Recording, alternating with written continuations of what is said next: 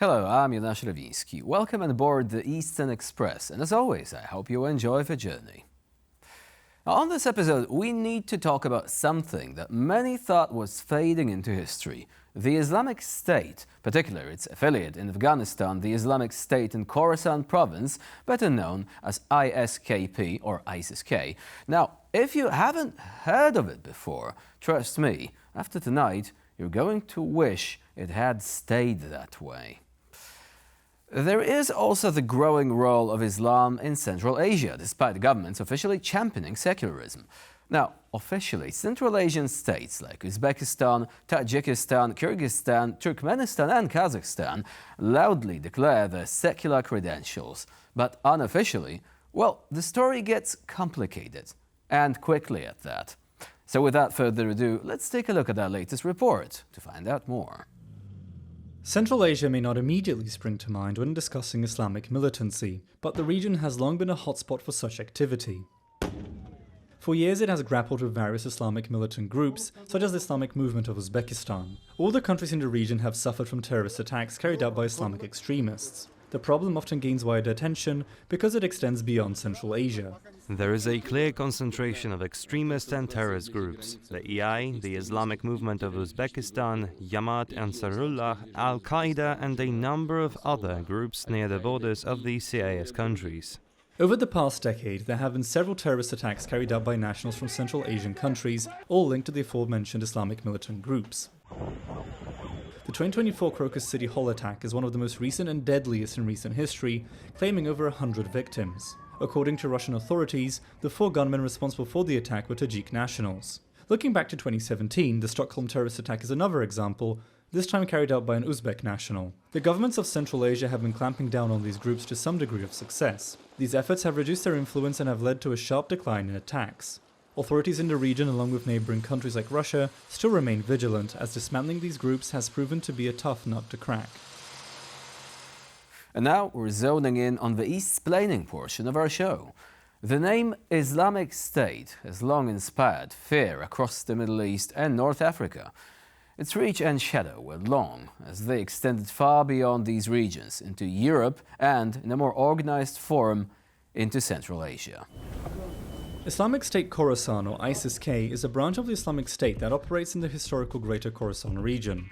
For most of its existence, the group has focused its attacks on Afghanistan and Pakistan. In recent years, however, it has expanded its focus to include Central Asia, particularly countries neighbouring its primary areas of operation.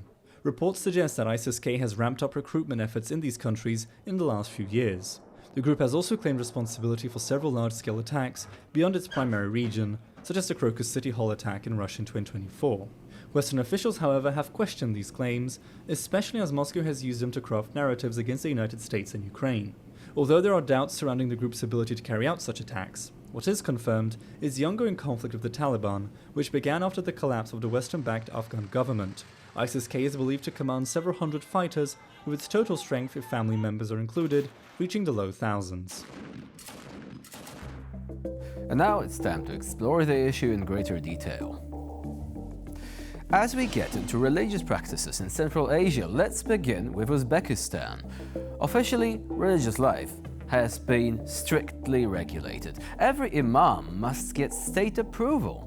Mosques face routine inspections, and the government explicitly promotes the Hanafi school as a kind of national Islam, alongside a culturally acceptable form of Naqshbandi Sufism. Meanwhile, anything even remotely hinting at Salafism or other movements labeled as extremist is vigorously suppressed. But despite this heavy-handed oversight, reports still emerge of underground religious education centers teaching state-unapproved doctrines. Think of it as a theological black market, illicit and thriving. Next door, Tajikistan takes secularization to another level entirely. The Islamic Renaissance Party, once a powerful political voice, has been banned as extremist since 2015. Over 1,500 mosques have been shut there since 2011, and from 2024 onwards, laws banning clothing deemed untraditional, code for religious attire like the hijab, came into full effect. The government's approach feels less like secularism and more like aggressive religious suppression, leaving society polarized. Contrast this with Kyrgyzstan, considered the most tolerant in the region. Here, various Islamic movements, including Salafis, operate openly. Islamic education flourishes, with 130 religious educational institutions active in 2023, including 34 madrasas just for girls. Still, authorities have begun tightening controls, uneasy about religion's rising influence, especially among the young and rural populations. And then there is Turkmenistan, a country so tightly controlled it makes North Korea seem almost relaxed. Here, the state co-opts religion into a bizarre fusion known as Turkmen Islam. Mosques function more as platforms for state propaganda and personality cults rather than genuine religious expression. Competing religious movements completely banned, independent religious thought practically non-existent. Kazakhstan sits somewhere in between. While officially secular and regulated by the spiritual administration of Muslims of Kazakhstan, religious observance, particularly in southern regions like Turkestan and Jambil, is surging. The government quietly appoints religious figures, educated abroad, into official positions, perhaps indicating an unspoken accommodation of growing Islamic influence. So, what's really happening? Despite the firm grip governments claim they have, Islam's rising influence is undeniable. This isn't merely about religious expression. It's a reflection of deeper social currents, frustration with corruption, disenchantment with authoritarian rule, and a yearning for identity and belonging in rapidly changing societies. Whether governments admit it or not, Islam's social influence in Central Asia is shifting dynamics profoundly. And now, here to shed more light on the issue is Bruce Pannier, board member at the Caspian Policy Center. Hello and welcome to TVP World. Thank you. Pleasure to be here. Good to see you again too. And let's begin with a general question. Like in Central Asia, the governments pride themselves with maintaining a degree of secularity, right? But on the other hand, for many ordinary people, Islam has been the answer to many of the pressing questions of the difficulties presented by life today. How are the governments actually dealing with that? And are they able to maintain at least a degree of balance there? Well, this has been a challenge for them really since independence. They wanted to make a distinction that the people of Central Asia are not Russians and not the Soviet man, as they used to say. So one of the things that they did immediately was to say, that we're an Islamic society. Our people are majority Muslims, and Islam is the religion of the region for a long time. That said, the leadership of Central Asia, by and large, doesn't really know very much about Islam. I don't want to go way back in history, but if you looked at the Hans and Emirs of 200 or 300 years ago, they would have attended school and madrasa, and they would have gone to mosque since they were children. But that's not true of the leadership in Central Asia today. So it's always been a real dilemma for them to try to deal with this. You're right. The people have become more and are becoming more and more religious. Obviously, after independence and 70 plus years of being in the Soviet Union, there wasn't much knowledge about Islam, although it was one of the things that people wanted the most. And I was there in 92 and 93. And that was really one of the things that they wanted to know more about over anything else. And everyone wanted a mosque in their town. They wanted to be able to study Islam. That's only grown over time. You have very pious people in Central Asia now, segments of society that are extremely steeped deeply in religion at the moment. So it has been tough for the Central Asian leaders to try to figure out, okay, we want to make sure that everyone understands that we're not former Soviet. We are a former Soviet colony, but that hasn't influenced our way of life. We are Muslims in Central Asia, and we have Islam has been here for 1,400 years. But they're worried at the same time that their people are becoming too religious. And when they don't find the answers from the government, they search for these answers, how to live a good life, how to be a better person, things like that, in religion. And that makes them susceptible to a lot of the extremist groups or fundamentalist groups that are out there in the world today, particularly online. And that is a crucial question because, as you indicated, those leaders might not want to actually hold on to this concept of the Soviet man, but they are occasionally falling back upon this due to the fact that they have not been raised in a religious environment. And so in some cases, they might actually say, okay, so we're going to follow tried and tested formulae, which could be a problem because if people don't see, as you said, answers coming from the state, they might turn towards extremist groups in some cases.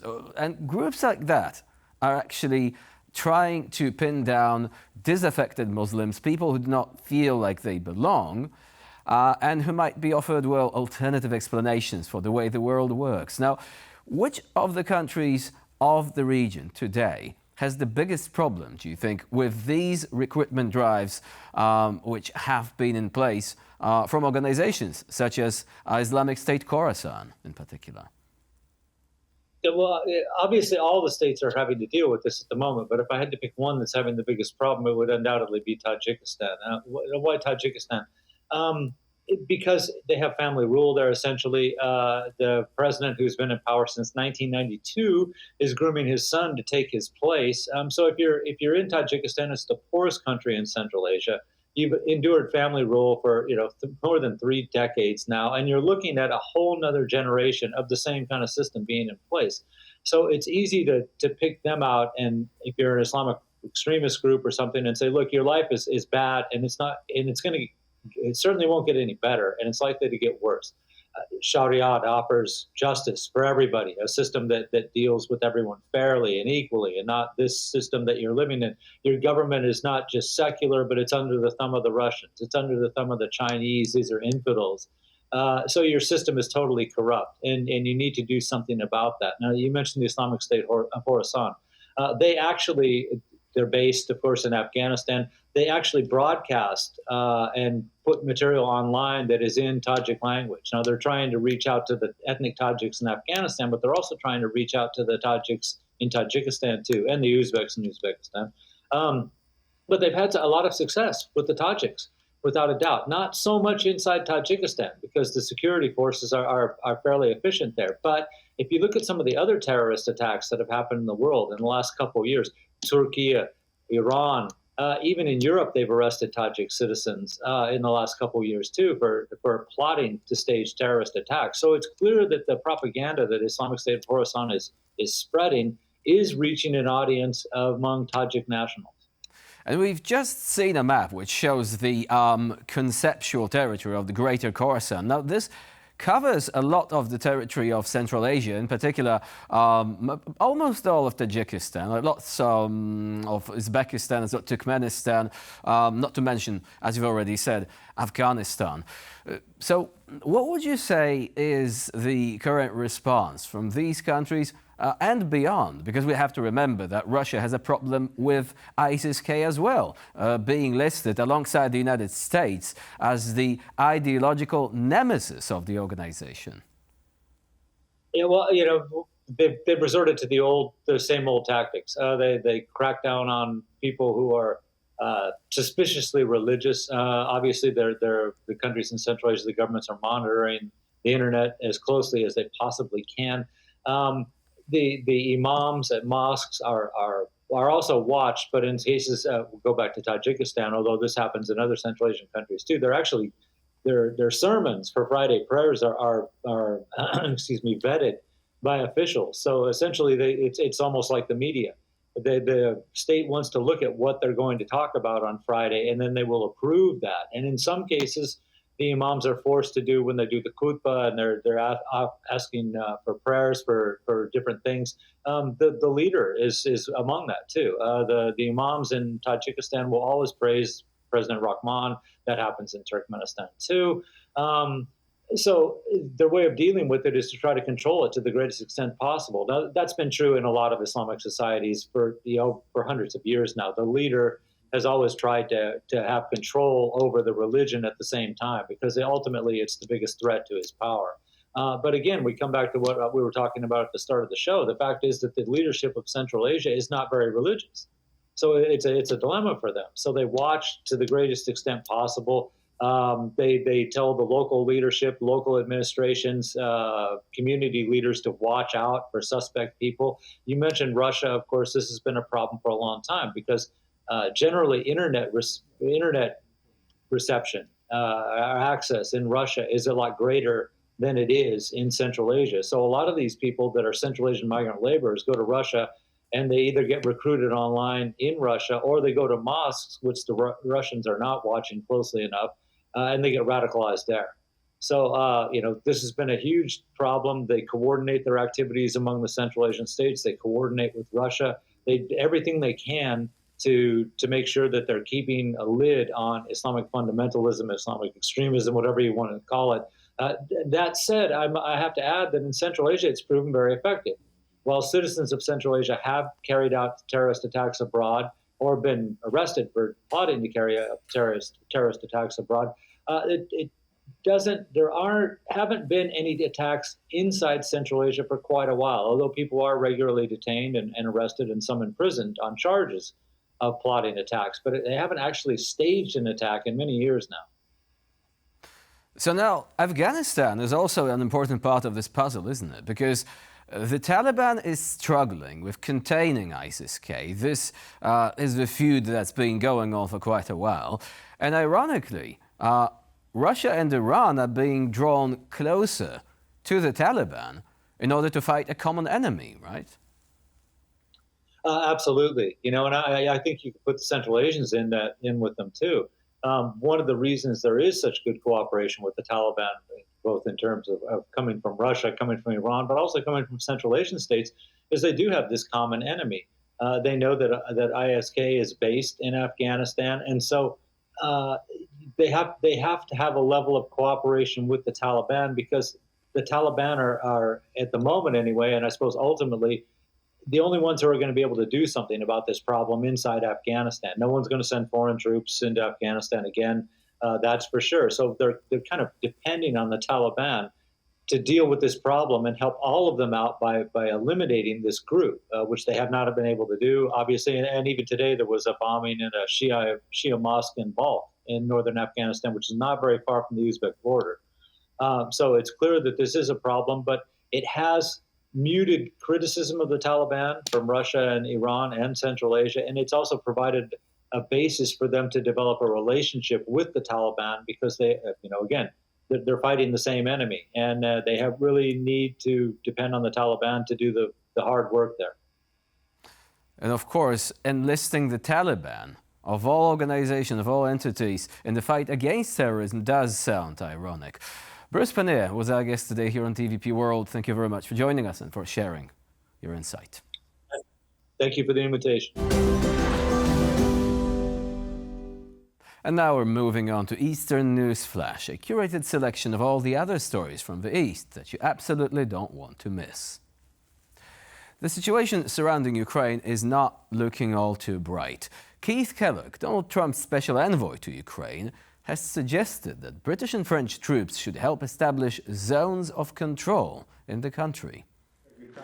When putting forward this idea, Kellogg pointed to the post-Second World War division of Berlin as an inspiration. Essentially, the British and French troops would hold regions west of the Dnieper River as part of a reassurance force. There would then be a demilitarized zone like the one between South and North Korea, which would separate them from the Russian-occupied parts of Ukraine in the east. This zone could, in his mind, be implemented along the current front line in Ukraine. The US, of course, would not contribute any troops to this endeavor. And as Washington is floating all sorts of different ideas for a peace solution in Ukraine, Russia has reportedly been spending time recruiting new soldiers instead of buying seats for the negotiating table. Moscow city authorities are ramping up recruitment after having scaled it back at the end of 2024. Local residents say that they are asked whether they would like to sign a military contract multiple times a day on the streets. As Russia seems to be preparing for a new offensive, its neighbors are passing measures to protect themselves from Russian influence. In Finland, Parliament has unanimously voted in favor of banning Russians from purchasing property. Finland shares NATO and the EU's longest border with Russia. This means that it has to be particularly vigilant when it comes to any sort of threats coming from Moscow's side. Citing national security risks, the country has already blocked several attempts by not just Russian nationals, but also Russian companies from purchasing real estate. This latest outright ban will not apply to Russians or other foreigners who possess permanent resident permits or EU residence permits given out by Helsinki. They can refer to the Finnish Defence Ministry for their purchases to be approved. What's more, the ban also includes a provision that prevents so-called dummy purchases. This is when someone buys a property on behalf of someone else to conceal the actual buyer's identity. Russia's closest ally, Belarus, has also been busy in recent weeks. Minsk has announced that it will accept up to 150,000 Pakistani workers in an effort to resolve Belarus's ongoing labor crisis.